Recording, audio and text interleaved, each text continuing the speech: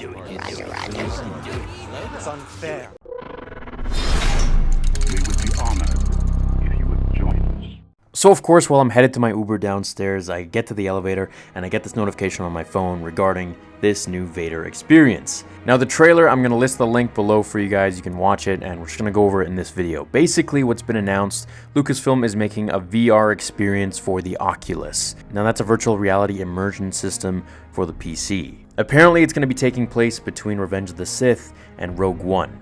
Kathleen Kennedy has gone to say this about it: "We always look for opportunities to explore the Star Wars universe in new ways. ILM X Lab is very excited to be working with David S. Goyer on a first-of-its-kind Star Wars experience, which allows fans to travel to Darth Vader's fiery, lava-ridden fortress and wield a lightsaber on his home turf." Where David says, "As a lifelong Star Wars fan, working with ILM X Lab on an untold Vader story is a dream come true."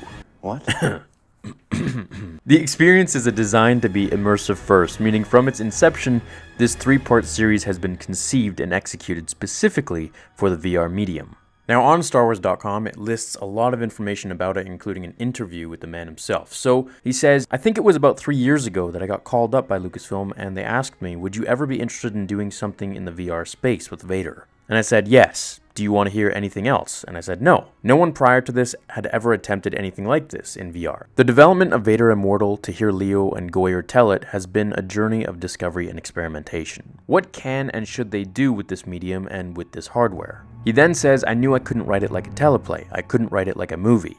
I've been writing for screen a long time, so to a certain extent I can anticipate how people are going to react to a scene. But in VR, that completely throws everything out of the water.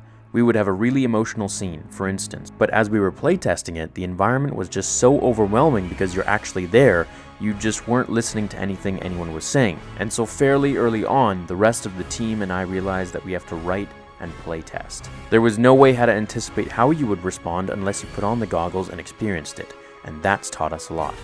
We came up with the concept and then we had a conversation about where in the timeline it would fit. Everyone felt very strongly that it's a legitimate Vader story and that it advances the ball in terms of who he is and what his goals are. We were also determined to make sure that it's a story you can only experience on VR. There aren't any other plans to port this into any other medium. We wanted to design it specifically for VR. So for me, that means that they're not going to turn this into a movie or a comic or anything like that. This is exclusive for VR.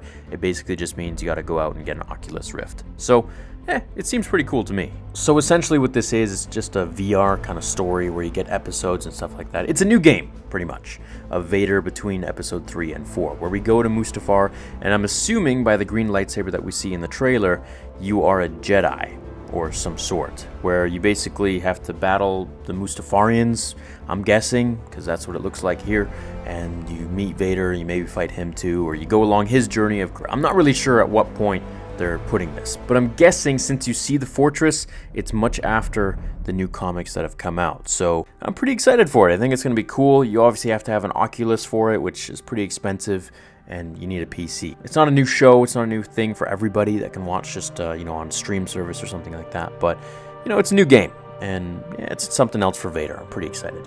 That being said, I just wanted to cover it super quick for you guys. There isn't much more that we know as for now. If you guys want to know more, you can head to StarWars.com and figure out everything for yourself, although this video pretty much covers everything. I'm really late now, there's rehearsals going on, so I gotta get going, and I will see you all in the next episode of Star Wars Theory. Throw this video a like, and if you haven't checked the last video that I just uploaded to on everything that you need to know.